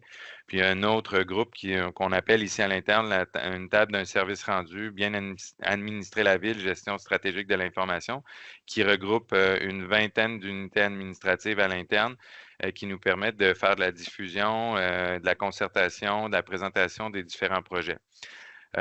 Ce qui nous a mené, en fait, comme je vous le mentionnais, à l'adoption d'une vision stratégique de la gouvernance de l'information. Cette vision-là, en fait, est basée sur... C'est un comité là, qui a travaillé longtemps. La vision a été adoptée par le conseil municipal. On a, dans le cadre de cette vision-là, qui est disponible sur Internet, on pourrait vous le partager au besoin. La vision prévoit 4 grands engagements de la Ville de Québec en matière de gouvernance de l'information. Donc, gouverner l'information de façon exemplaire, considérer l'information comme un bien collectif, utiliser l'information comme levier pour l'innovation, gérer l'information de façon durable. Et ces 4 engagements-là sont appuyés par 8 principes que vous voyez à l'écran. Je vous les rappelle, c'est des principes qui sont justement reconnus par la norme ISO et ARMA et d'autres mesures internationales. Donc, principe de responsabilité, transparence, intégrité, protection, conformité, disponibilité, conservation et destruction. Donc, vous voyez qu'on avait, en plus de ce que la loi 25 amenait comme nouveauté dans le contexte, on avait une démarche qui permettait d'intégrer ces nouveautés-là à l'interne. Notre comité sur l'accès à l'information a été constitué le 29 août 2022. On ne s'est pas limité à aux membres prévus en vertu de la loi. On est allé vraiment nommer plus de membres qui nous apparaissaient très pertinents là, à amener à ce comité. Donc, on a bien entendu la direction générale. On a la direction générale adjointe que je mentionnais précédemment. Comme prévu à la loi, le responsable de la protection des renseignements personnels, l'accès à l'information. On a le responsable de la sécurité informatique, Le directeur des services des technologies de l'information est présent à ce comité-là. Et on a à l'interne notre vérificateur général et on s'est donné il y a d'autres membres, mais on a aussi permis au comité de s'adjoindre différentes personnes dont l'expertise est requise et nécessaire. Et par exemple, ça pourrait être les ressources humaines, les communications et autres employés à l'interne sous cette démarche-là. Donc là, ça, c'est le contexte préalable. Je vais maintenant laisser la parole à Mme Turcotte, ma collègue Andréane, qui va vous parler de la directive sur les évaluations des facteurs relatifs à la vie privée. Andréane. Merci. Donc, vous comprenez que l'entrée en vigueur de la loi 25 a concordé à la Ville de Québec avec une intention marquée de la direction d'encadrer l'information. Donc, cette vision de la gouvernance de l'information qui vous a été présentée, liée à l'entrée en vigueur de la loi 25, a eu un impact important sur la perception de la protection des renseignements personnels chez nos employés. Donc, bien qu'elle ait été tenue en compte dans différentes activités de la Ville, une sensibilité vraiment plus grande s'est développée là, avec l'arrivée de la loi 25 et de la vision de la gouvernance. Le CIPRP a donc adopté une directive pour mieux encadrer et baliser les EFVP. Donc, je vais faire comme tout à l'heure, la présentation précédente, vous résumer ça en EFVP plutôt que de vous faire le nom complet. Donc, notre directive, c'est un document normatif qui a été publié sur l'intranet de la Ville. Cette directive-là nous permet de faire comprendre aux personnes qui sont impliquées dans les processus les raisons pour lesquelles on doit faire une évaluation. On souhaitait avoir un encadrement qui était clair et pérenne auquel les employés de la Ville devaient se conformer. Donc, c'est une directive qui est toutefois assez générale pour qu'on puisse se permettre des ajustements dans la façon de la livrer. C'est-à-dire que son intégration dans nos processus pourrait être modifiée sans qu'on ait besoin de modifier notre directive en tant que telle. Donc, la directive, c'est l'un des outils qu'on a mis en place pour s'assurer du succès de nos évaluations. Puis, elle s'est rédigée en collaboration avec le service des technologies de l'information. Donc, dès le début, il était très clair pour nous que les TI allaient être un allié naturel dans le cadre de nos EFVP. Donc, dans notre contexte municipal, on a considéré que la plus grande source des évaluations qu'on allait devoir tenir proviendrait des projets TI, donc soit des nouveaux projets d'acquisition, de développement ou encore de refonte de systèmes d'information ou même de l'hébergement hors Québec. Donc, un peu moins de communication là, sans consentement.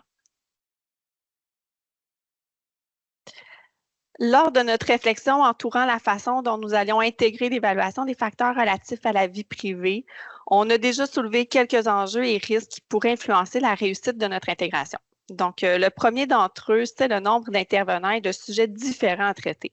Donc, à la Ville de Québec, on a plus de 30 unités administratives qui traitent de l'information sur des sujets différents, passant des activités de loisirs au système d'aqueduc et d'égouts, à l'entretien de la chaussée. Donc, c'est vraiment des sujets qui sont différents d'un spectre à l'autre.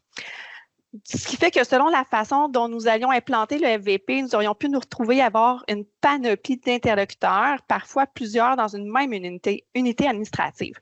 Ce qui fait que la formation, les explications, l'encadrement auraient été continuellement à recommencer. On a donc conclu que nous devions avoir une approche qui était plus holistique, donc que notre directive devait être assez générale et de haut niveau. Comme mentionné précédemment, on a déterminé très tôt que la plupart des FVP que nous aurions à produire seraient liés à des plateformes ou à des outils informatiques. Donc, les TI nous ont semblé une bonne porte d'entrée pour capter la plupart de nos projets. Toutefois, comme vous le verrez plus tard, les processus au TI sont très complexes, sont lourds et sont plutôt longs, mais ils sont bien structurés et bien établis au sein de la Ville. Donc, c'était un enjeu, une force et une faiblesse en même temps. Nous avons aussi constaté qu'on aurait peut-être de la difficulté à être en amont des projets. Donc, je vous explique, la plupart des projets sont discutés dans chacune des 30 unités administratives, dans des cercles assez restreints, avant d'évoluer vers un projet qui va être plus formel. Et ça, c'est quand ça évolue vers un projet plus formel, parce qu'il va arriver des cas où les unités administratives vont développer par elles-mêmes des systèmes en vase clos, ce qu'on appelle le shadow IT. Donc, c'est des cas qui sont difficiles à détecter et à encadrer.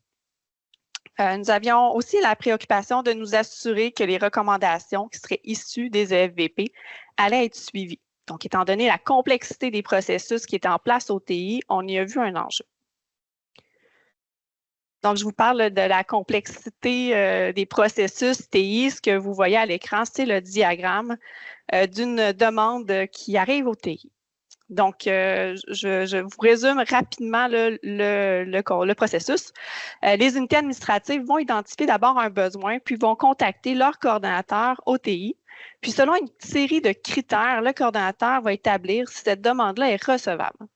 Donc, une fois qu'on détermine que la demande est recevable, elle est documentée pour une première étape, puis elle est présentée à un premier comité qui est le comité des demandes. Donc là, on a passé la zone verte là, du début du goulot d'étranglement.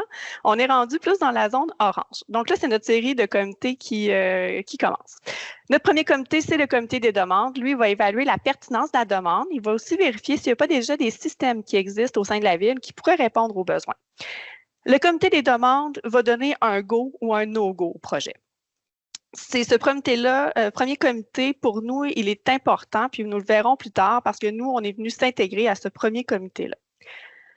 Donc là, si le projet est recommandé par le comité des demandes, il va poursuivre son chemin vers un autre comité qui, lui, va évaluer là, les budgets, les échéanciers, la disponibilité du personnel, puis va approuver ou rejeter la demande. Ce comité-là, c'est le comité du portefeuille. On continue. On n'a pas fini notre série de comités. Donc, lorsque la demande est approuvée par le comité du portefeuille, elle poursuit son chemin et s'en va dans un autre comité ou d'autres comités qui vont permettre de prioriser la demande puis de confirmer comment elle va être réalisée. Donc, il y a deux grands processus OTI à la Ville de Québec, soit le processus exploitation, qui est pour des plus petits projets, et le processus projet, où là, c'est vraiment des projets de plus grande envergure là, qui se retrouvent dans ce processus-là. Une fois qu'on est sorti de ce beau goulot d'étranglement, qu'on a passé tous nos comités, on peut débuter le projet. Donc, on peut commencer à faire notre idéation puis travailler un peu plus concrètement là, sur ce qu'on veut faire et comment on veut le faire. C'est donc dans le contexte organisationnel qui a été présenté par mon collègue un petit peu plus tôt, en considérant la structure de la ville et les enjeux qui ont été soulevés, qu'on a intégré notre évaluation des facteurs relatifs à la vie privée dans notre organisation. D'abord, afin de nous assurer de l'adhésion de notre démarche, on a fait de la sensibilisation auprès des directions des différentes unités administratives. On doit dire qu'on a obtenu une excellente collaboration de la part des TI, ce qui nous a sans doute aidé à nous intégrer dans leur processus. Au point 2, donc afin de pouvoir débuter les EFVP en début de projet, comme le prévoit la loi, on aurait aussi à s'intégrer au comité qui évalue les demandes TI. Donc, comme j'ai expliqué tout à l'heure, le premier comité, le comité des demandes, ce qui nous permet de déjà être présent avant même que le projet débute. Donc, on peut déjà faire de la sensibilisation en amont avec les différents intervenants, puis intercepter des projets dès le début de leur planification. Le point le plus important, c'est probablement qu'on a réussi à intégrer le FVP à un processus TI existant. Julien, tu peux revenir à la diapositive précédente. Merci. En fait, c'est ça, c'est un processus TI qui est déjà existant. On est venu s'intégrer dedans. Donc, lorsqu'une nouvelle demande de système d'information, de modification en l'un de ces systèmes est acceptée, elle va se retrouver dans un processus de projet ou d'exploitation, comme expliqué tout à l'heure. Puis, nous avons constaté que le processus des projets, il est très bien établi. Et c'est là que sont planifiés la majorité des gros projets. Ils sont mis en œuvre les projets de plus grande envergure et qui représentent le plus de risques. C'est là que nous avons greffé la réalisation des EFVP de façon prioritaire. Enfin, nous mettons beaucoup d'efforts et nous continuons d'en mettre là, dans les prochaines années pour sensibiliser l'ensemble du personnel municipal. Le FVP, ce n'est pas l'affaire uniquement de la protection des renseignements personnels, ni même des TI. Toutes les unités administratives en sont responsables. Elles sont responsables de l'information qu'elles détiennent et elles doivent s'assurer d'être conformes aux différentes lois, aux politiques et aux directives qui gouvernent la ville. Donc, si on va un petit peu plus loin là, sur chacun des grands moyens qui ont été mis en place pour intégrer les EFVP, on va commencer avec la sensibilisation de la direction générale et des unités administratives. Donc, nous pensons que la présence de la direction générale et des directeurs d'unités administratives clés dans nos processus de FVP, au CAI-PRP, donc au Comité sur l'accès à l'information et la protection des renseignements personnels, nous assure d'avoir une écoute proactive de la part des décideurs. Donc, c'est à ce comité-là qu'on a fait quelques présentations sur la protection des renseignements personnels et nos obligations légales en cette matière. Et ces présentations en petits groupes nous ont permis de sensibiliser nos interlocuteurs. On a également pris le temps nécessaire pour répondre à leurs questions et avoir des discussions ouvertes sur les meilleures pratiques. Ils sont donc très conscientisés à nos obligations. Le directeur général de la Ville a aussi transmis une note à l'ensemble des directeurs des unités administratives pour les informer de l'adoption de la directive concernant le FVP, ce qui a sans doute ajouté de la crédibilité et du poids à l'importance de réaliser cette évaluation-là. En parallèle, comme on l'a dit tout à l'heure et qu'on le dit depuis un petit moment, les TI sont un allié principal dans nos FVP et c'est pourquoi on est allé les rencontrer. Donc, on a fait quelques rencontres de présentation avec leur comité directeur et différents comités de leur service. Cette première étape de sensibilisation-là auprès des TI est un facteur aussi qui a contribué à la réussite de l'intégration. Donc, ça nous permet de faire descendre l'information auprès des personnes qui sont sur le terrain et déjà d'avoir un premier contact avec eux. Pour nous permettre d'être le plus tôt possible en début de projet, nous nous sommes intégrés au comité des demandes. Donc, c'est le premier comité à qui sont présentées les demandes en lien avec les systèmes TI, que ce soit pour de l'acquisition, du développement ou des refontes de systèmes d'information. Donc, pour les présentations au comité des demandes, les coordonnateurs TI doivent se préparer et remplir une série de formulaires pour donner le plus d'informations possible au comité, pour que le comité puisse se positionner. Donc, nous, on y a intégré quelques questions concernant la PRP, là, donc la protection des renseignements personnels. Donc, dès cette étape, avant même de savoir si le projet va être ou non accepté, les coordonnateurs et les unités administratives doivent compléter un formulaire pour déterminer s'il y a présence ou non de renseignements personnels dans leur futur projet. Ils doivent, dès cette étape, commencer à se questionner sur les renseignements personnels. On se rend compte, c'est beau en théorie, mais on se rend compte avec l'expérience que souvent, à cette étape-là, le projet est tellement embryonnaire qu'on n'a pas toujours une idée du contenu ou de la structure de la solution. Donc, des fois, on n'a même pas de solution, on a juste un besoin. Donc, des fois, on ne sait même pas si des renseignements personnels vont être impliqués là, dans notre projet. On a quand même décidé de maintenir cette façon de procéder-là parce qu'on trouve que c'est important de sensibiliser dès le début et de conscientiser rapidement les unités administratives et les coordonnateurs de services les actions qu'ils devront prendre en lien avec la protection des renseignements personnels si jamais il y en avait dans leur projet. Maintenant, concrètement, on a intégré le FVP au processus de réalisation des projets TI.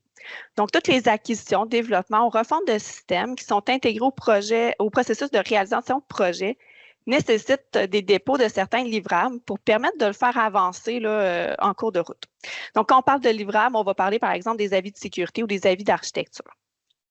Nous avons ajouté le rapport d'évaluation des facteurs relatifs à la vie privée parmi ces livrables. Donc, le FVP va s'intégrer au processus au même titre qu'un avis de sécurité. Donc, si on regarde le schéma à l'écran, la demande d'opportunité, c'est vraiment le processus qu'on fait au comité des demandes. Donc, une première analyse pour détecter s'il y aura ou non présence de renseignements personnels. C'est plus en avant-projet puis en planification qu'on commence notre analyse. Donc, en avant-projet, en planification, déjà, on a une idée plus claire de ce que sera notre solution, de quel de contenu on va avoir besoin, les processus qui vont être à mettre en place. Donc, c'est à ce moment-là que les unités administratives et les responsables de projet vont compléter des formulaires qui vont nous permettre de faire l'évaluation. Donc, ces formulaires-là nous permettent de comprendre en quoi consiste le projet, comment vont être gérés le cycle de vie des renseignements personnels, quels renseignements personnels sont impliqués, qui y aura accès, quelles sont les mesures de sécurité envisagées, qu'est-ce qui va arriver lorsque les renseignements personnels seront plus utiles, est-ce qu'on les conserve, est-ce qu'on les détruit? Donc, toute cette série de questions-là est répondue par un formulaire qui nous est déposé pour la réalisation d'une première analyse duquel va découler un rapport préliminaire. Donc, vous comprenez que nous mettons à contribution les TI et les unités administratives. Donc, les unités administratives, elles, sont en mesure de justifier la nécessité de la collecte ou de la communication de renseignements personnels, de nous expliquer leur processus, puis de nous justifier aussi l'utilisation qui va être faite des renseignements personnels dans le cadre de leur projet. C'est l'unité administrative qui est responsable de son information. Les TI, de leur côté, vont nous alimenter sur l'architecture de la solution, puis les mesures de sécurité qui vont être mises en place. Donc, le rapport de l'EFVP qui vient démontrer là, la réflexion qui a eu lieu sur la protection de la vie privée est réalisé et est déposé à chaque changement de phase. Donc, avant de passer de la phase d'avant-projet à planification, on dépose un premier rapport. Éventuellement, il est possible qu'en planification ou même en exécution, il y ait des modifications qui sont liées au projet. Et c'est pourquoi on fait une mise à jour à chaque changement de phase pour s'assurer que notre évaluation, elle est toujours cohérente et valide avec les modifications qui ont été faites en cours de projet. Donc, elle est évolutive. C'est comme ça que nous avons réussi à la prendre évolutive. Du côté de la sensibilisation, donc notre dernier moyen, c'était la sensibilisation et la diffusion de l'information concernant les EFVP. Donc, on a pris une série de mesures là, pour essayer de faire vivre cette directive et de s'assurer qu'elle serait suivie et appliquée.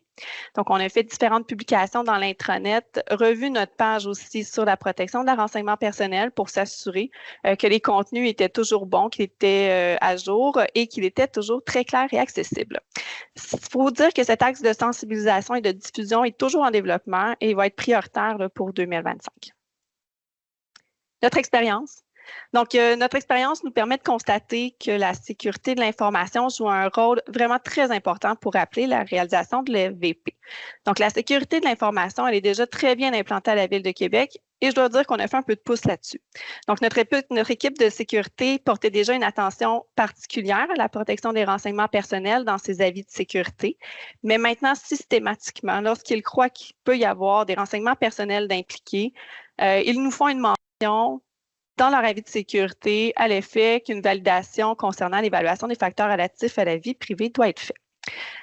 Aussi, le responsable de la sécurité de l'information numérique est membre du comité sur l'accès à l'information et la protection des renseignements personnels. Il analyse les projets pour le FVP et signe le rapport. Il est impliqué dans tout le processus. Nous constatons aussi que chaque analyse est unique, donc notre processus doit pouvoir être flexible.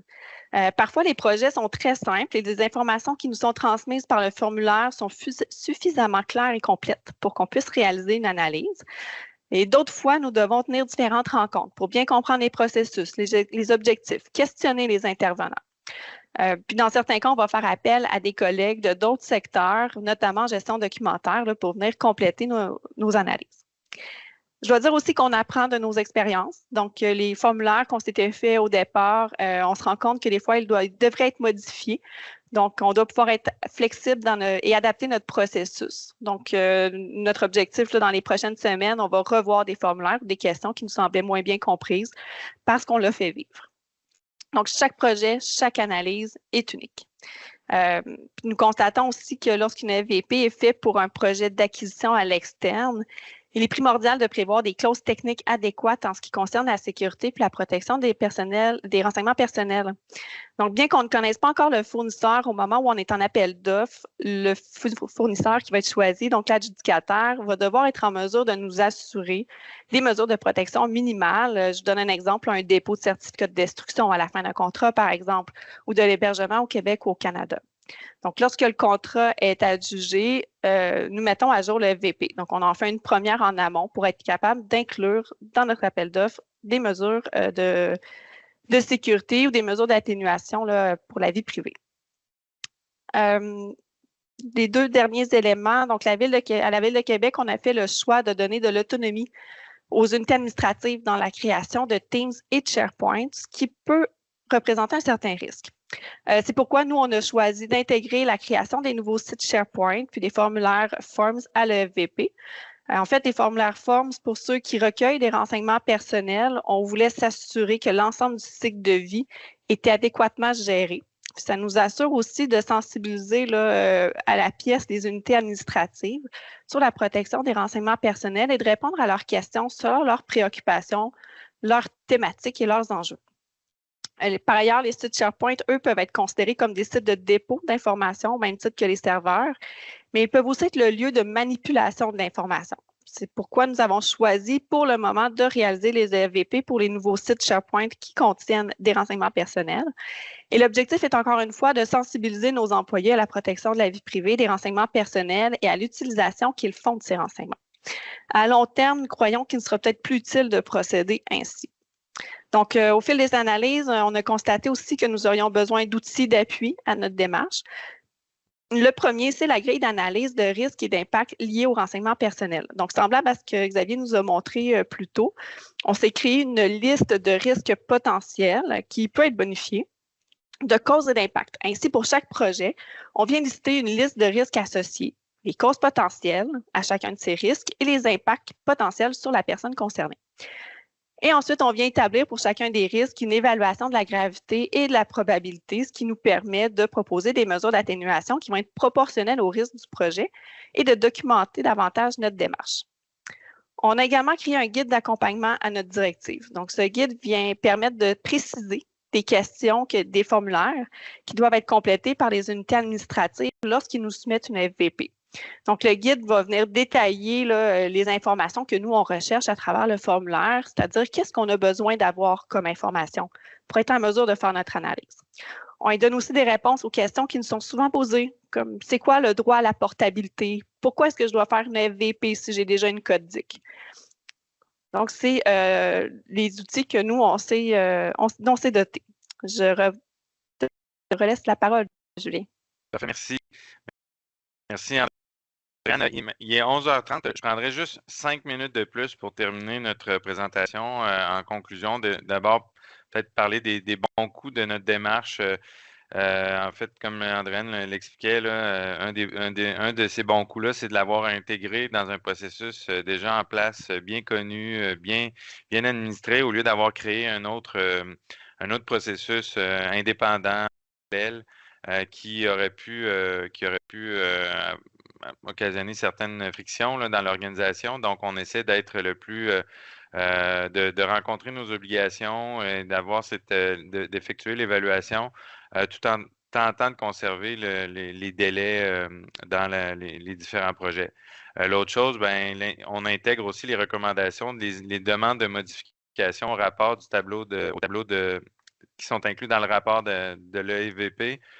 On les intègre au tableau de gestion des risques au niveau des TI. Donc, il y a des suivis qui sont faits et qui nous reviennent aussi. Donc, ça, c'est quelque chose qui vraiment fonctionne très bien. Finalement, la décision du comité sur l'accès à l'information de la protection des renseignements personnels est exécutoire. Donc, ça implique le fait que certains projets, tels que présentés, s'ils s'avéraient non nécessaires ou que le FVP démontrait là, que s'il y avait un risque trop grand pour la vie privée, on aurait un refus et le projet ne pourrait pas être mis en place.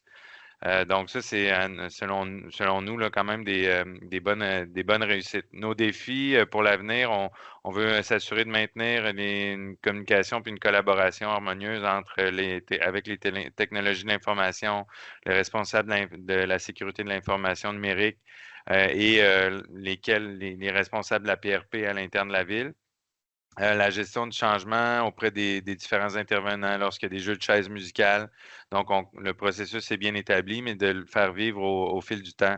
Respecter les délais, donc pour ne pas nuire à l'échéancier des projets. C'est sûr que dans certains cas, il faut pas non plus, il faut effectuer une FVP complète et ne pas court-circuiter notre analyse pour respecter les délais. Mais notre intention est quand même de trouver des façons de s'intégrer à l'intérieur du processus de projet.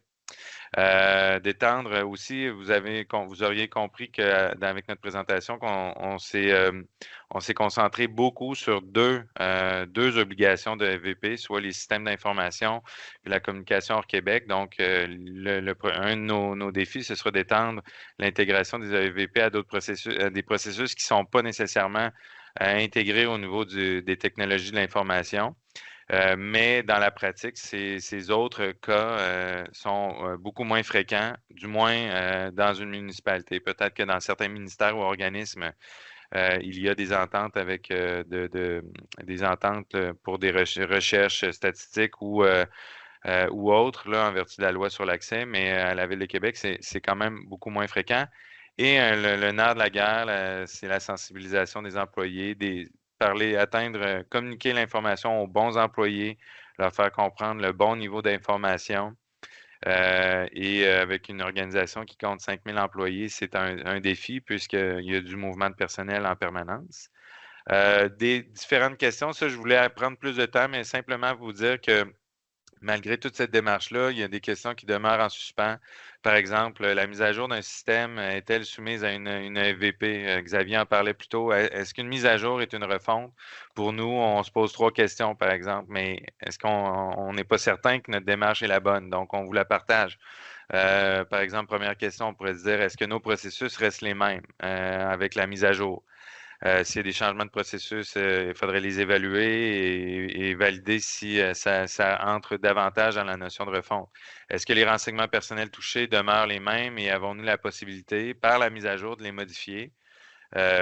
Enlever un champ où on collectait un renseignement personnel et ce n'est pas nécessaire. Par exemple, est-ce que la sécurité est améliorée ou non avec la mise à jour? Donc, c'est des questions qui nous guident à nous amener vers est-ce que la mise à jour d'un système doit être vue comme étant une refonte et donc exiger éventuellement une EVP.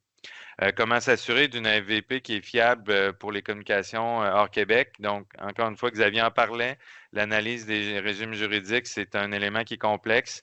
On a des enjeux avec ça. Est-ce qu'il pourrait y avoir une liste des États sûrs, des provinces? Donc, le contexte canadien est peut-être un peu plus simple, mais aux États-Unis, il y a certains enjeux. Et aussi, est-ce qu'il pourrait y avoir des incohérences entre les différents organismes publics? Par exemple, si nous, on considère qu'un État américain est conforme, mais qu'un autre organisme public viendrait, lui, à une analyse où c'est pas conforme. Puis l'enjeu aussi avec certains grands fournisseurs de technologie, des fois, on n'a même pas l'information à l'effet que dans quel état seront entreposées les données, hébergées les données. Donc, c'est aussi un enjeu avec où on se questionne beaucoup. Une EVP est-elle requise pour les projets de système qui comportent des renseignements personnels uniquement pour en permettre l'accès ou pour un système dont les seuls renseignements sont liés à une prestation de travail? Donc, c'est l'accessibilité à une base de données qui est contrôlée avec certains renseignements personnels, mais la base de données, elle, par exemple, ne contient pas de renseignements personnels. Comment on procède, de quelle façon? On utilise assurément le volet de la proportionnalité dans le EVP, mais qu'en est-il? Est-ce qu'il faut effectuer et faire monter au comité sur l'accès pour tous ces projets-là? Donc, c'est des questionnements que nous avons. Donc, je résumais le processus. Je pense que vous l'avez bien compris. Pour vous donner un exemple, depuis le début de l'année 2024, on a une vingtaine d'analyses à effectuer, mais on en a encore plus d'une vingtaine en cours là, pour d'ici peut-être pas la fin de l'année. Donc, ça démontre, vous voyez aussi les différents sujets traités, ça démontre la grande variabilité dans une municipalité, ce qui rend les choses très intéressantes, mais à la fois complexes parce qu'il faut vraiment se pencher sur chacun des projets pour bien comprendre et bien analyser et faire notre travail correctement. Donc, merci de nous avoir invités, nous avoir écoutés, en espérant que ça aura été très instructif pour vous. Et amener la réflexion, susciter la réflexion. Si vous avez des commentaires, des bonnes pratiques, on sera toujours preneurs. Voilà. Merci beaucoup, Maître Lefrançois, Madame Turcotte. Les règles de gouvernance et les mesures que vous avez mises en place pour intégrer vraisemblablement les évaluations des facteurs relatifs à la vie privée au sein des processus déjà existants, je pense que ça va être inspirant pour nos responsables. Merci à vous. Puis je pense que vous nous laissez sur des bonnes questions. Hein. C'est malgré que ça fait un bout qu'il y a des évaluations des facteurs relatifs à la vie privée, c'est quand même du droit nouveau. Puis on a encore des questions à se poser. Puis on en aura encore, je pense, dans les mois, les années à venir. Donc, c'est intéressant de vous entendre à ce sujet-là. Donc, on va maintenant conclure. S'il y a des éléments à retenir de notre webinaire aujourd'hui, on souhaite que vous reteniez ceux-ci. Donc, au regard de la loi sur l'accès, Xavier nous en parlait tout à l'heure, l'évaluation des facteurs relatifs à la vie privée, c'est une obligation dans 5 situations. Premièrement, lorsque vous projetez de communiquer des renseignements personnels à l'extérieur du Québec. Deuxièmement, lorsque vous projetez d'acquérir, de développer ou de refondre un système d'information ou de prestations électroniques de services impliquant des renseignements personnels. Troisièmement, lorsque vous projetez communiquer des renseignements personnels sans le consentement des personnes concernées pour une utilisation à des fins d'études, de recherche ou de production statistique. Quatrièmement, lorsque vous projetez de recueillir des renseignements personnels pour le compte d'un autre organisme public dans le cadre d'une entente. Et enfin, lorsque vous projetez de communiquer des renseignements personnels à une personne ou un organisme sans le consentement des personnes concernées dans le cadre d'une entente. Évidemment, l'évaluation des facteurs relatifs à la vie privée, oui, c'est une obligation, mais ça peut être une bonne pratique. Pourquoi? On l'a vu aussi avec Xavier, hein, c'est une forme d'analyse d'impact qui consiste, dans le fond, à considérer avant de commencer un projet, puis tout au long de sa durée de vie, tous les facteurs qui peuvent avoir un effet positif ou négatif sur la vie privée des personnes. C'est-à-dire, on va regarder la conformité du projet à la législation applicable en matière de protection des renseignements personnels puis des principes qui s'appliquent. Ça va être de regarder également les risques relatifs à la vie privée qui sont engendrés par le projet ou la communication, puis évaluer les conséquences sur les personnes, puis de mettre en place des stratégies pour éviter les risques, puis les réduire efficacement, puis les maintenir dans le temps. Enfin, comme Xavier nous le disait tout à l'heure, les organismes devraient être en mesure d'expliquer puis de justifier leur démarche, par exemple, auprès de la commission. Donc, ce qui est important, si ce n'est pas un rapport comme dans le format de la commission, ce qui est important, dans le fond, c'est d'une personne qui viendrait vous consulter, qu'on sache rapidement, de manière simple et accessible, on verrait à comprendre, dans le fond, votre projet, comment il est susceptible d'affecter la vie privée des personnes, puis comment vous avez considéré, mesuré et atténué les risques là, identifiés pour les personnes. Puis je pense que nos invités aussi de la Ville de Québec vous ont donné des indices ou des façons de faire qui peuvent être intéressantes pour intégrer ces évaluations-là au sein de votre organisation, puis impliquer également pas juste les gens de la protection des renseignements personnels, mais d'autres secteurs aussi. Si vous avez aimé la présentation d'aujourd'hui, je vous donne rendez-vous le 19 février prochain. Le troisième et dernier webinaire de notre programmation 2024-2025 portera sur la préparation d'une audition devant la Commission d'accès à l'information. Si vous n'êtes pas encore inscrit à cet événement-là, dépêchez-vous. Nos places sont limitées puis elles s'envolent rapidement. Un sondage de satisfaction va vous être acheminé rapidement après la présentation. Merci d'y répondre en grand nombre. C'est vos commentaires, dans le fond, qui nous permettent d'améliorer la formule de nos prochains événements. Donc, merci à vous d'avoir assisté à ce webinaire. À bientôt.